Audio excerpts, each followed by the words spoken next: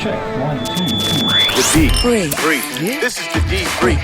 Your guide to Detroit. Your guide to Detroit's arts and entertainment scene. This is the D Brief. Hello and welcome to The Debrief, your podcast for Detroit concerts, comedy, plays, food, drink, and more. It is Wednesday, June 26, 2019. I'm your co-host. My name is Seth Ressler. And I'm Becky Scarcello. Yes, you are.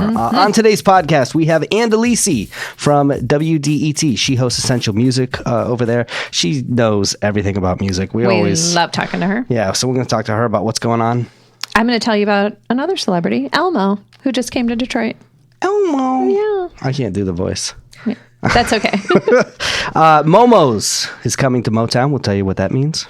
And on Friday, listen into our interview with Tim McKay. He's a Corktown historian, worked on the exhibit that's at the Detroit Historical Museum right now about the Workers' Row House in Corktown, executive director of Corktown Experience.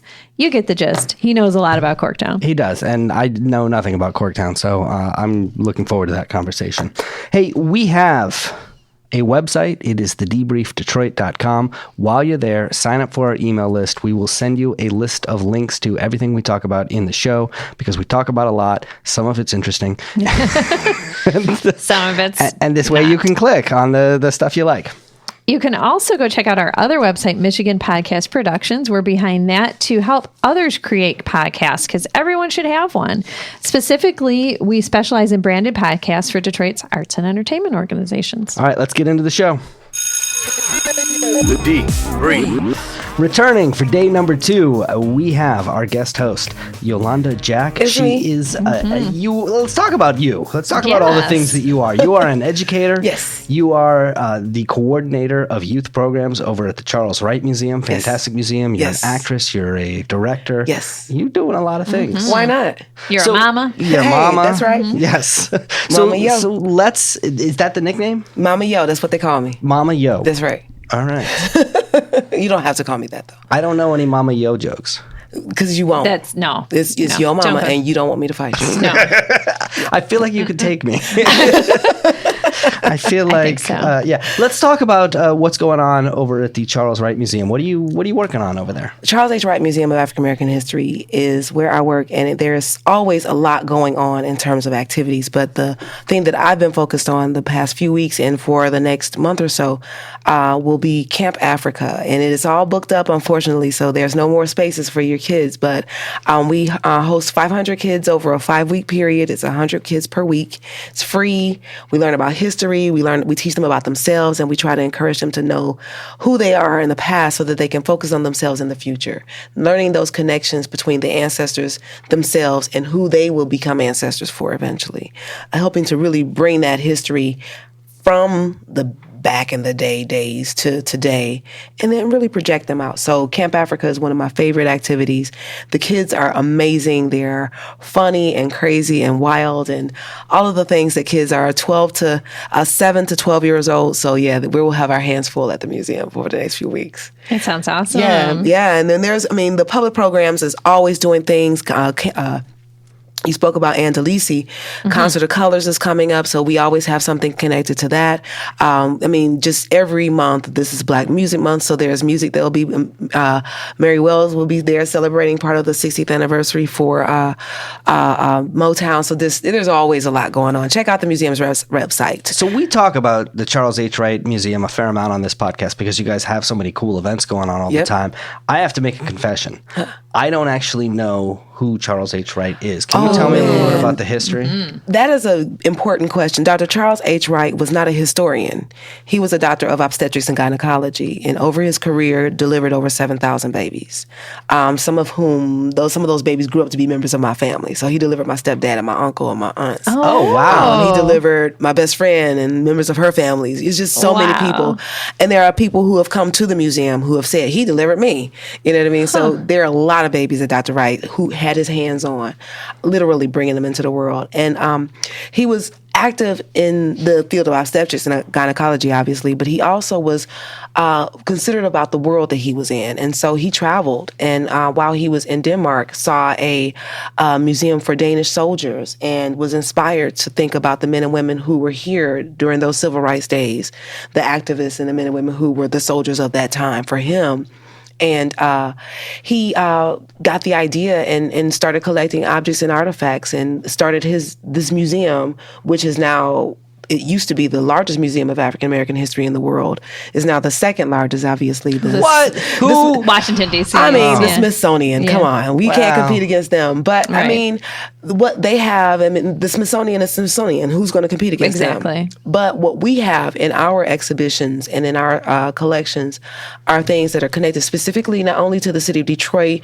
but to the community at large, but also nationally and internationally. We're telling a lot of the story about what happened from pre-colonial Africa through modern times in Detroit, which is our main exhibition, and Still We Rise.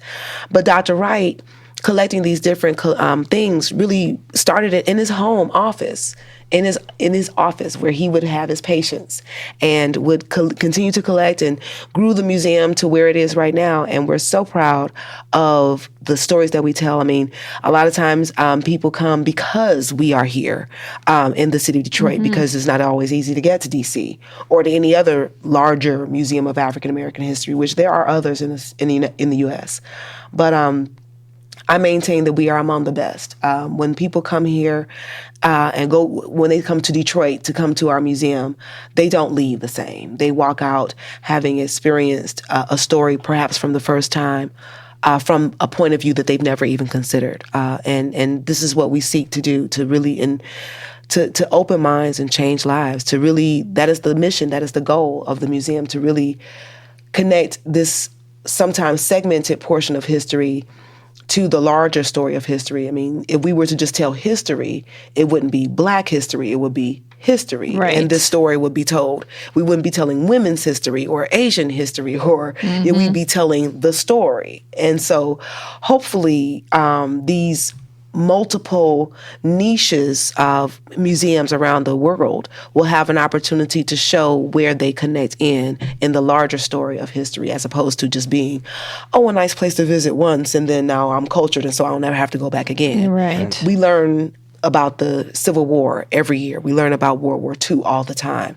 We should know who Denmark Vesey is. We should know beyond Rosa Parks. We should know Frederick Douglass. These are men and women who sometimes their names are never known because they were the mamas and the papas and the uncles who were, fixing the chicken dinners and allowing people to sleep on their floors and things like that. These are men and women who won't be known. But if there are people who have been known and can be known, then why not know them? We should tell the stories, yeah. Absolutely. Sometimes you are taking on subjects that people don't know, like you said. Yes. But sometimes you're also taking subjects that people may know and looking at it from a different angle. Yes. And I'm thinking about the Thomas Jefferson exhibit that just... Slavery at Jefferson's Monticello. Talk a little bit about that. That exhibition has been hotly debated in our community, even in the museum. I mean, the reality is Jefferson was a polarizing figure in American history for a number of reasons, I suppose people could think. But we know about him as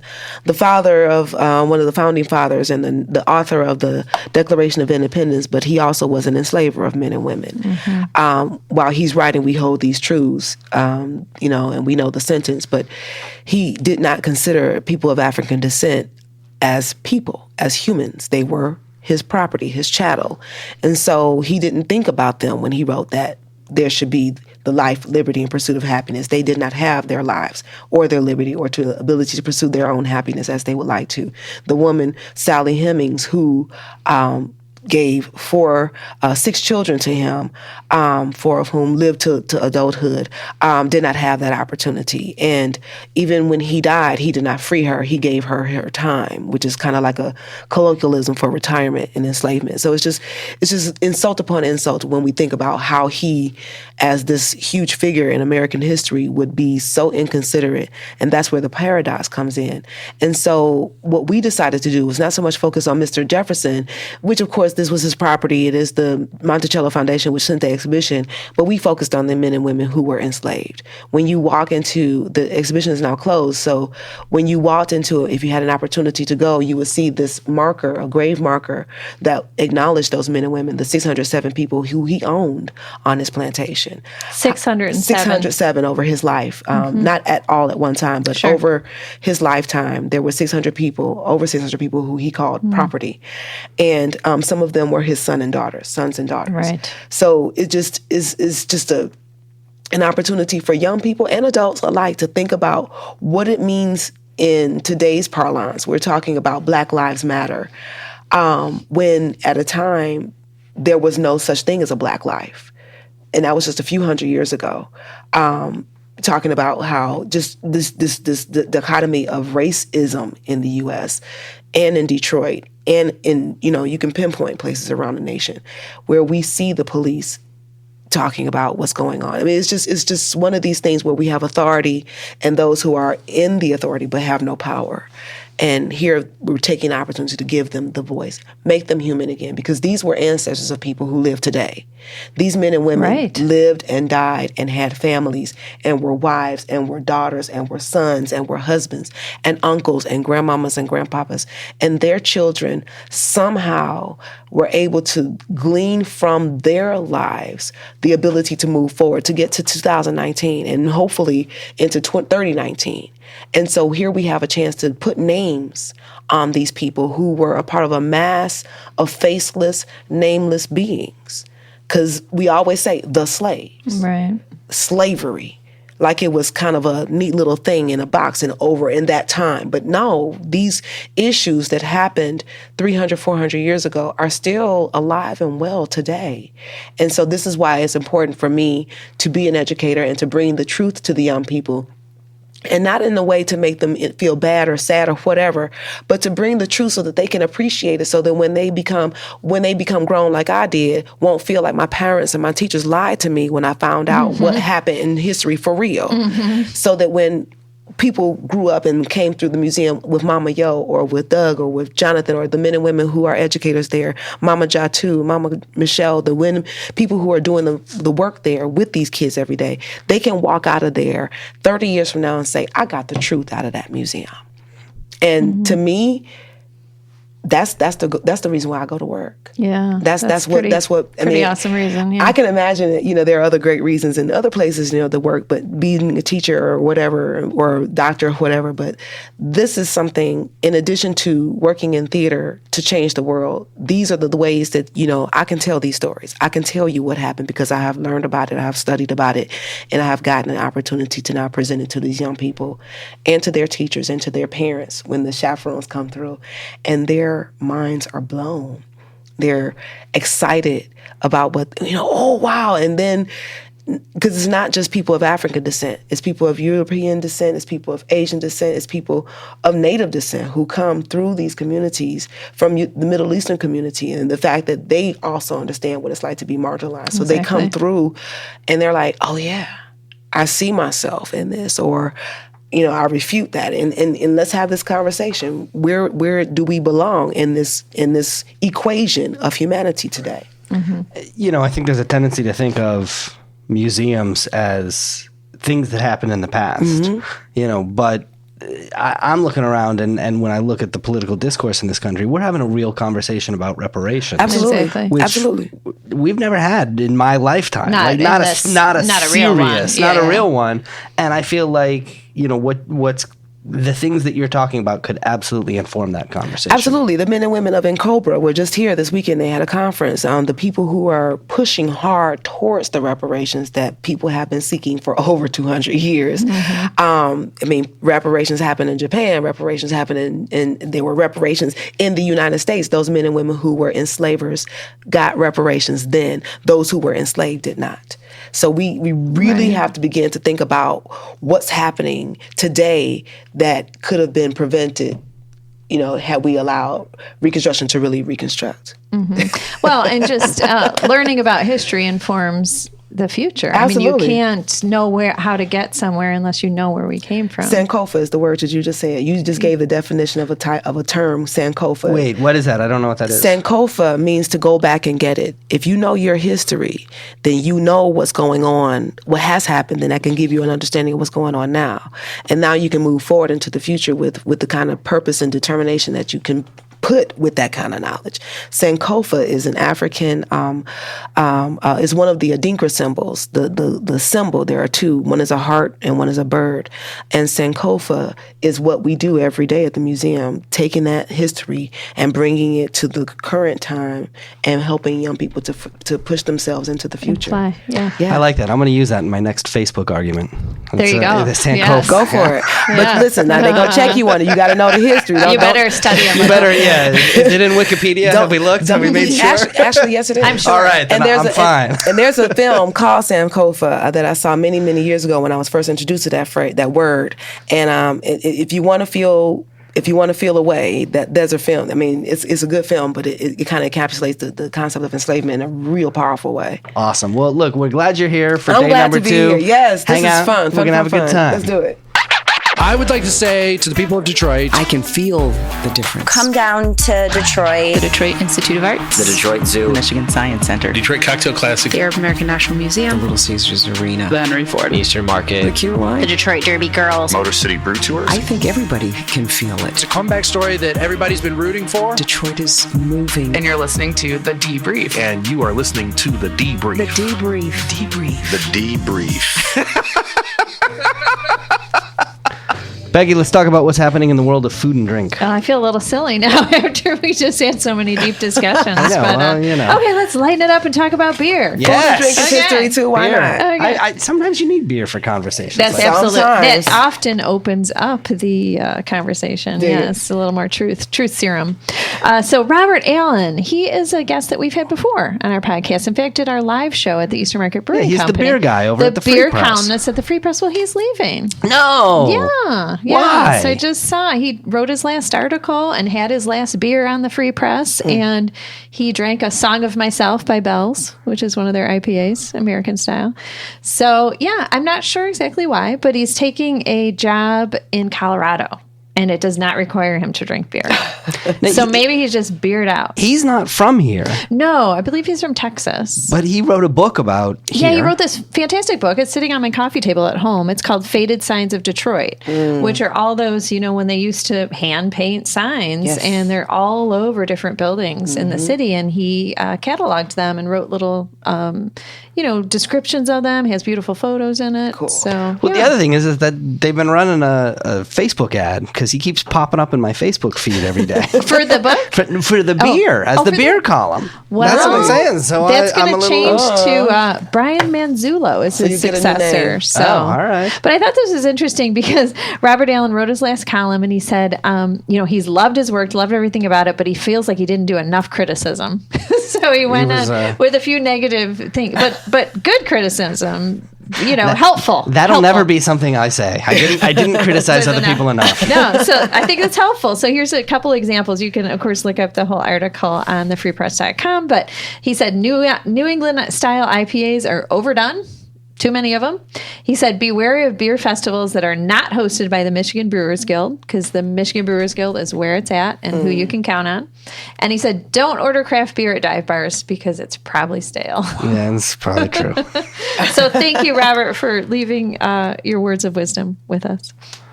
So if you need some burgers to go with your beer, you want to know where to go for the best one. There was a burger battle at Eastern Market over the weekend on Sunday, and the winner got $1,000 and they get bragging rights, and it went to Cozy Lounge in Hazel Park. They were a first-time contestant, and they walked away with the prize. So they did a grilled onion, jalapeno, Swiss cheese, and bacon burger. Wait, say that again. Grilled onion, Jalapeno, Swiss cheese, bacon. I feel like I could do this at home. You probably could, but maybe you shouldn't enter the contest. I don't know. Maybe they have a secret seasoning, a secret. Like I always put Worcestershire sauce. No. in That's your secret mine. ingredient? Well, it's not very secret, but What do you put in your...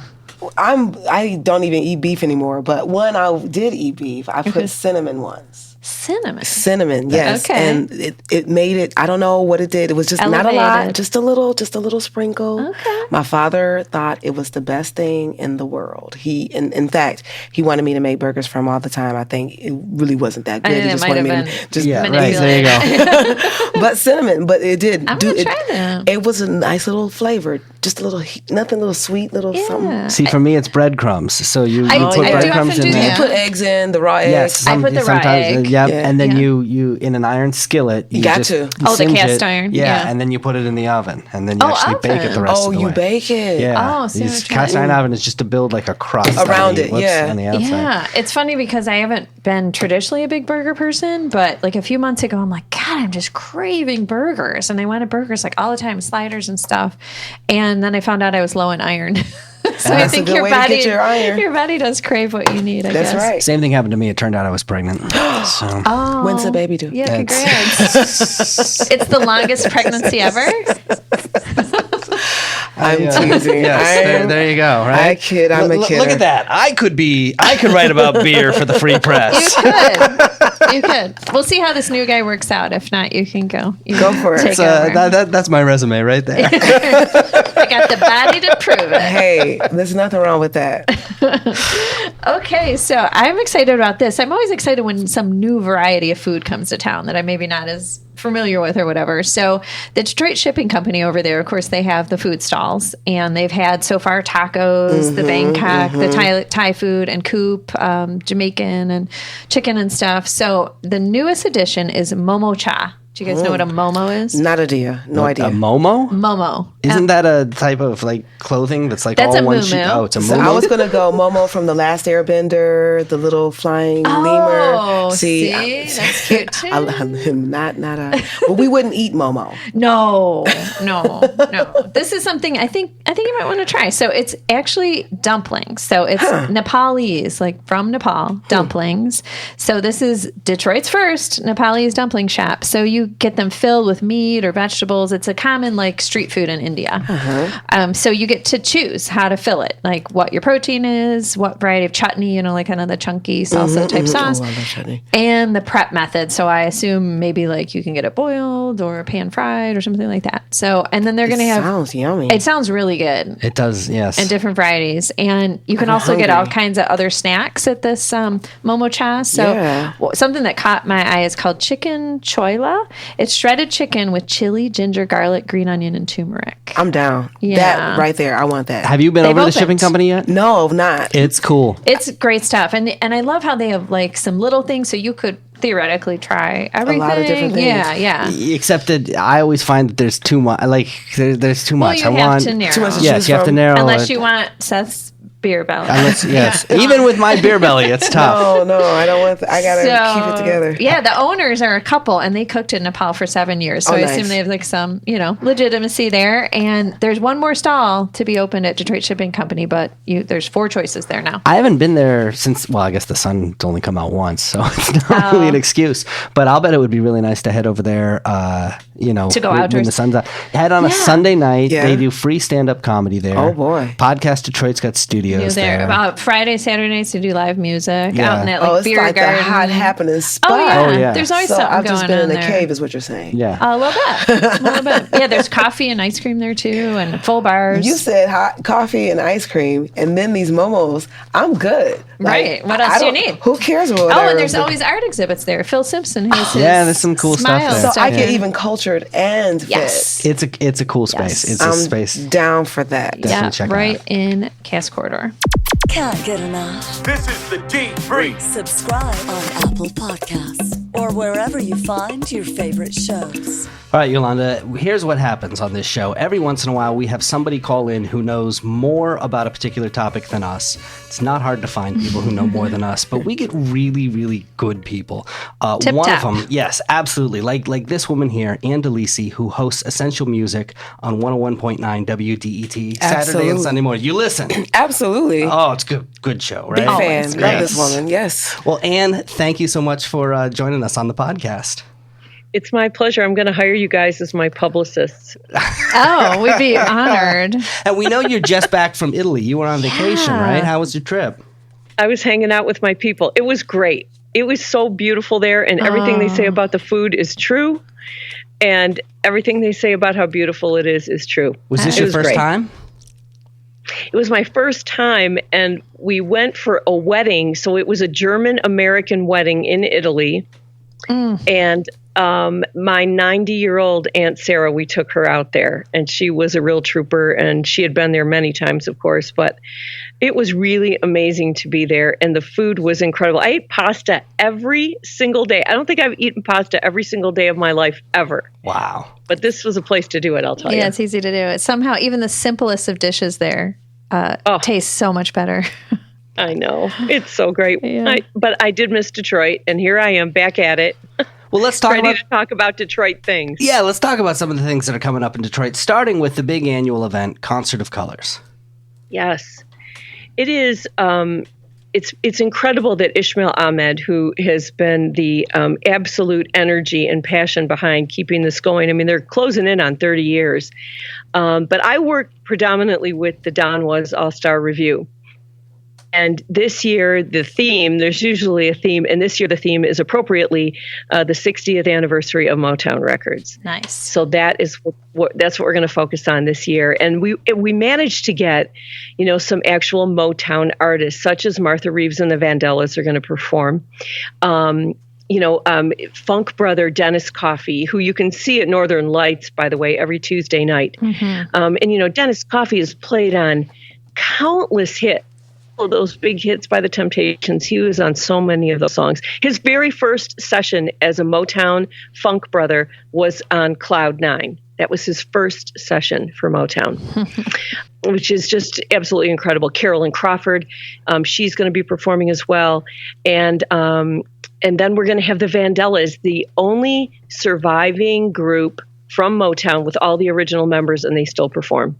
This is going to be great. That's special. Wow, that's going to be absolutely it is special. Fantastic. Yeah, Melvin Davis, Nadira Mawale, Kathy Cousins, Ty Stone, Kenny Watson, the Drinkard Sisters, Jill Jack, Carolyn Strio, and then Mitch Ryder. And that's going to be the lineup for the Don Was All-Star Review. And let's just point out, just in case anybody doesn't know, tell us who Don Was is. Don Was is an incredible bass player, first and foremost. He is the president of Blue Note Records, and he is a producer extraordinaire. He's worked with everyone from Bob Dylan to the Rolling Stones. And he's from the Motor City, and he loves Detroit, and he comes back every year and spends time doing this event. I don't even know how he can block out a week, given all that he's doing, but he blocks out a week every year, and he comes in. And of course, he was with the band Was Not Was. Every time you start talking about him, like, I just go in my head, I go boom, boom, acca, boom, boom, boom. That was iconic. My first experience with radio ever, and I had a career in radio, was calling into Countdown USA and requesting a song, and it was Not Was, Walk the Dinosaur. Oh my gosh. And then the CD shows up, and it's weird, because that was a pop song, but the first song on the album is like, "Hello, Dad, yeah, right. I'm in jail." Experimental music, yes. And I'm 10. When he was in Detroit and put together Was Not Was with David Weiss, they were already musically adventurous people, and they put it was just a melting pot of genres, and they did it brilliantly with all these incredible musicians. So, for all intents and purposes, many of the musicians that are going to be in Don Was's house band, are members of Was Not Was. Most of them all played in Was Not Was at one point or another. And I should also mention that it's moving this year from Orchestra Hall to the DIA. It's going to take place at the Detroit Film Theater on Saturday, July 13th. And it's 8:00, and it's free to get in, and bring your kids and bring yourself, and it'll be a real celebration of Motown. Nice. Let me ask you about something else. The news just came down, and I, of course, am not from the area. So there is a venue that I have never been to called the Palace over in Auburn Hills, which is now going to be torn down.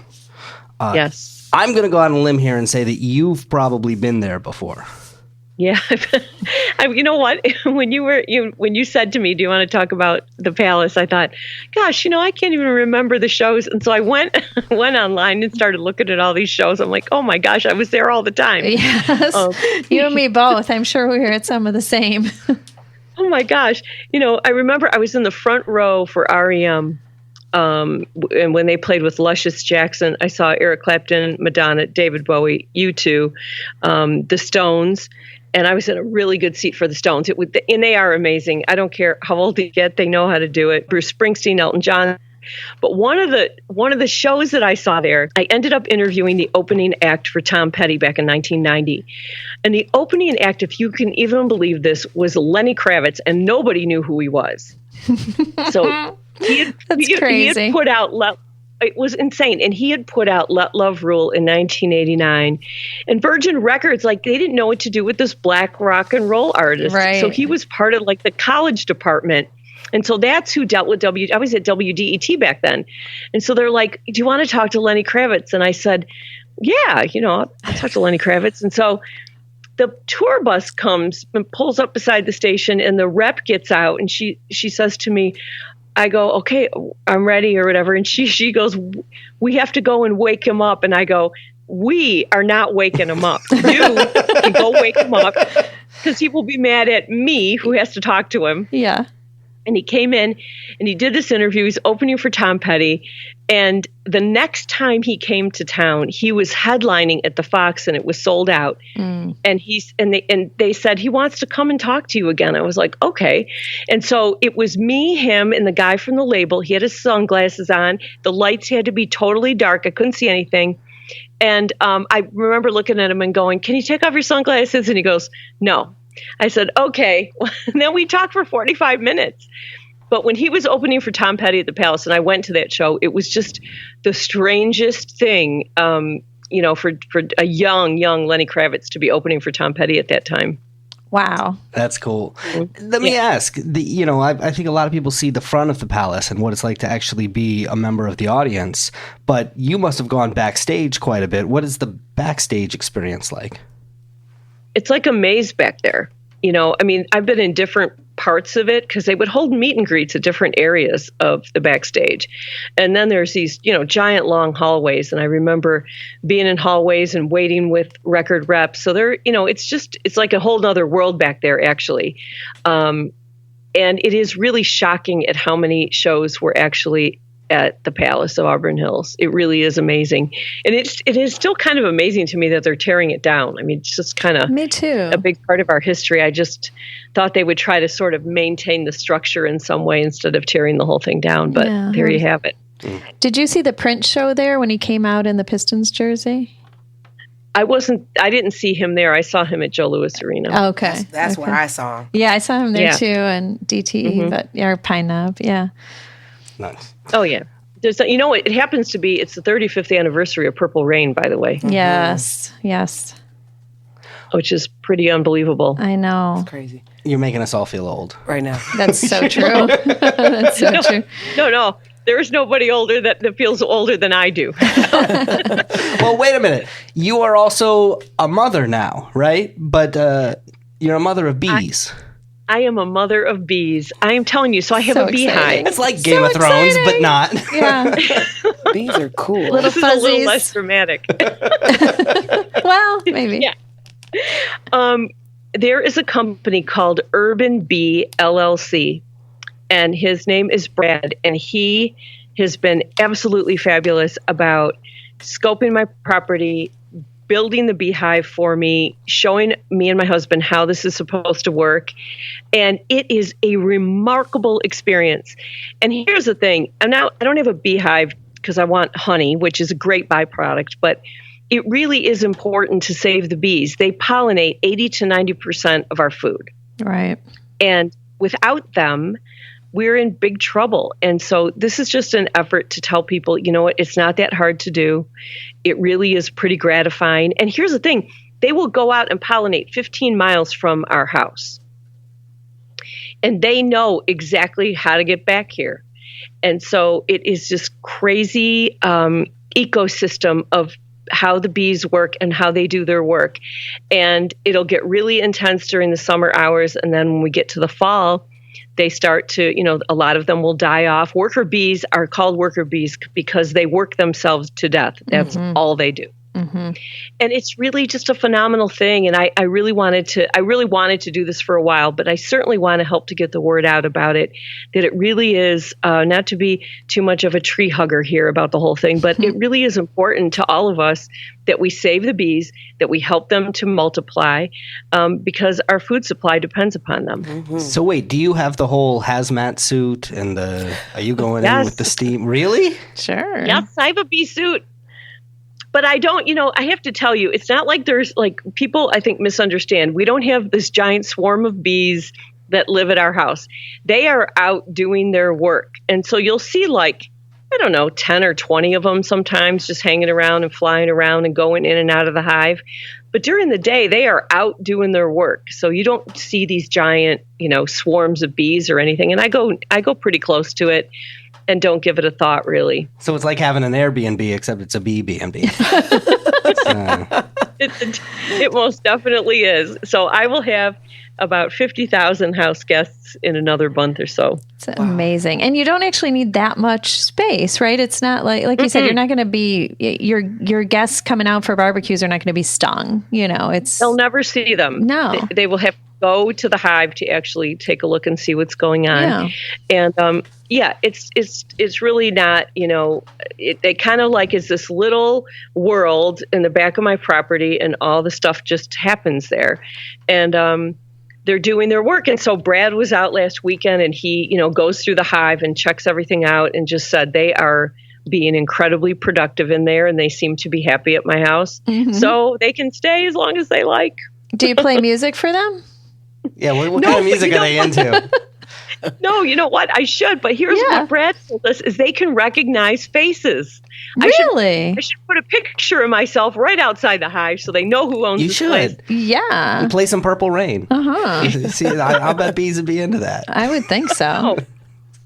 I know. Well, they don't like the rain. They'd like the Purple Rain. Right, The rain. They just like, right. They're not having the rain, but the Purple Rain's another deal altogether. Well, this is not their year if they don't like the rain. So that's right. I know. They've been hiding out. All right. Well, Ann Delisi, thanks so much for calling in. People can check you out every weekend, Saturdays and Sundays on 101.9 WDET, hosting Essential Music. And it's essential listening, right? Yes, it is. Absolutely. Thank you so much, you guys. And I hope to see everyone out at the Concert of Colors. Come out and support this wonderful event. It's free. There's a lot more going on aside from the Don Was All-Star Review. So you can just go to theconcertofcolors.com. You'll be able to see everything that's happening. And I appreciate you guys giving me a platform to talk about this event, especially because we're going to be paying tribute to Motown Records in its 60th year, which is pretty exciting. Awesome. I will be there. Thanks, Ann. Thank you, guys. All right, take care. I'll see you soon. Bye-bye. The Debrief. Becky, any stories catch your eye this week? Yeah, you'll know I'd like this one because it's just cute. Sesame Street fans? Yes. Yeah, Right? I grew up Yes. on. Me too. I grew up on Sesame Channel Street. 9, man. Oh, way back before the 56. Way back, man. I don't want to date myself. Well, I think I've we're heard same, it was same. on yeah. Channel 9. Yeah. Back from your grandparents. Right, exactly. You know it's on HBO now. I did not know I did that. not know that. Oh yeah, the HBO. I don't know what all the details, but they cut some sort of deal, and so that's why I can see it now. Is because because I'm a seems Game of so weird Thrones to me. fan. You shouldn't have Sesame Street Game on the of Thrones same. and Sesame That's Street. not. I don't know. They're creatures in both, and that's Right. about where it ends. Yeah. That's about because Yeah. you don't want that's the Yeah. wrong neighborhood. Elmo is red, but yeah. So Elmo was in town. Yeah, Sesame Street came to Detroit, and it was even declared Sesame Street Day in Detroit, June 20th. That is a new day here. So the Sesame Workshop came. So that's kind of like the nonprofit group that owns Sesame Street and does like their educational programming. So there's an educational component, and what they did was partner with the DSO to teach local preschoolers all about music, and then they filmed it, so it'll be part of a Sesame Street episode. So it's a part of this 10-city national tour. Detroit was the 4th stop.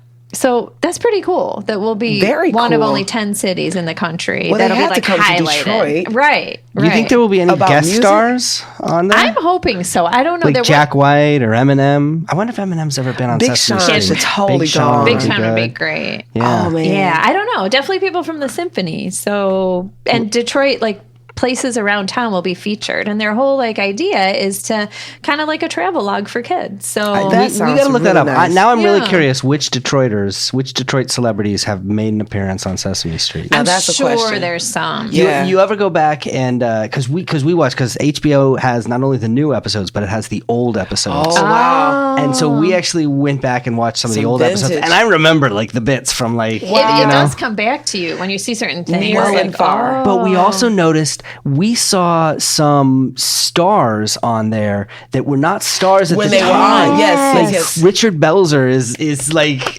I don't know, he's in a boat or something for like 5 seconds on Yes. screen Yes. in a bit, and you Yeah. see that. Well, I mean, Prince was on Sesame Street. But Prince was a it's star when he was on Sesame but Street. I just I mean, mean, you kind of forget early that it days, integrated, different actors and singers and stuff. But Sesame Street was the move, man. it's the bomb. It's cool that it's still going and vibrant and everything. The so, songs. Do y'all still sing songs from? oh yeah, oh One, two, yeah. three. You know what? We Yeah. just taught Menomina to the 6-year-old. Come on. Fun. Yes, we've been on. That's good. So I've been on a kind of a bender Muppets lately, Absolutely. and we went back.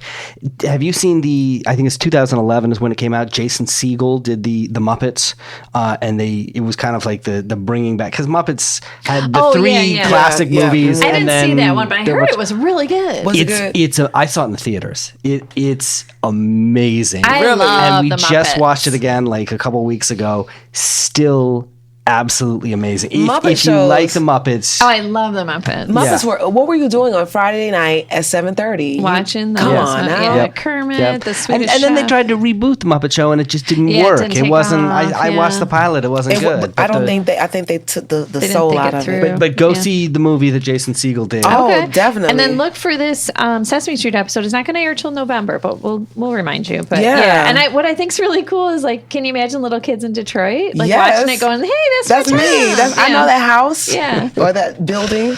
That's cool. This is the D. Detroit. This is the D. Breathe. There it is. The end of show number 2. Man, that was fast. I know Right. it goes by quickly, right? Gosh. No. This was fun. I totally want to good. come back. Anytime you want Okay, me to cool. come back, I'm totally down. Well, you're welcome anytime. You're fantastic at it. Put my own dig in there. And we're going to get you doing some kind of your own podcast. Yeah, we'll get you 'cause- launching a podcast. yeah. Go to Why not? MichiganPodcastProductions.com. You know, I'm really thinking about this. No, Yes, seriously. seriously. This is important. Yeah, Yeah. we should get that. The Wright Museum's podcast. We're going to just jump off I'm on it. telling you. yes. I'm telling you, people Come would be on. into that. Yes, they would. So, look, we've got another website as well. We've also got thedebriefdetroit.com. Go there, sign up for the email list. We will email you links to everything we talk about every single week. Even easier, you can text the word Detroit from your mobile phone to 444-999. All right, we've got one last thing that you got to do before you get out of here. Are you ready? Okay. Ooh, dramatic music. Okay. Here we go. It's very serious. Very I see. serious. Get moment. ready. We're going to ask you for a series of rapid fire recommendations. Just tell us the first thing that comes to mind. Starting with this, you got that T-shirt there. Yes. That, I know you got at the Charles Wright the gift shop. Museum That's right. store. That's right. The museum store. Where, besides the museum store, is your favorite place to buy unique Detroit gifts? Mama Coos. Oh, what's that? I don't know what that is. It's a boutique. She's got cool clothing, earrings, jewelry, just all kind of cool stuff. And often I'm buying for ladies or people who appreciate fantastic stuff. So I go there. It's on Trumbull in Corktown. Oh, cool. That's a good spot. So, name a Detroiter for us, maybe particularly in the local theater scene or the museum scene, that we should all follow on Instagram. Oh, wow. Gosh. The first name that comes to mind is Piper Carter, and I don't know why, but Piper Carter. She's a friend of ours. She's got a lot going on, lots of podcasts and activism and work in the community with youth. So, yeah, I think she's a woman to know. Yeah, and she does We Found Hip Hop. We found hip hop. Yeah. I mean, I love that woman. She's connected to so many things that are important to me. Mm-hmm. She works for the stuff that's important to me. I just go clap and Yeah, be the right, and audience share her member. stuff. Yeah. All right, after you've seen a show at a local theater, where's a good place to go for cocktails? Oh man, there are so many cool places. Lately though, the last place I've been out a couple of times is Green Dot Stables.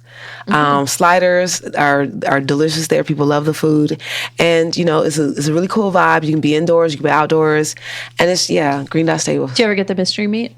No, I'm too squeamish. Yeah, okay. Because it says mystery meat, and that's just lunchtime fears. How about your favorite Detroit musical artist? Oh man, my son.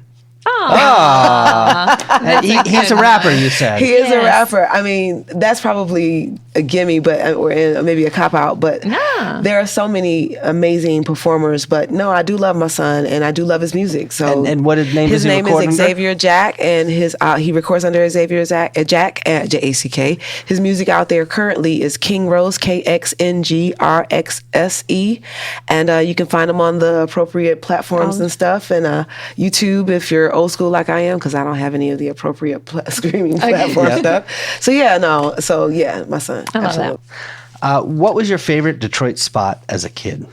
It still is Hart Plaza.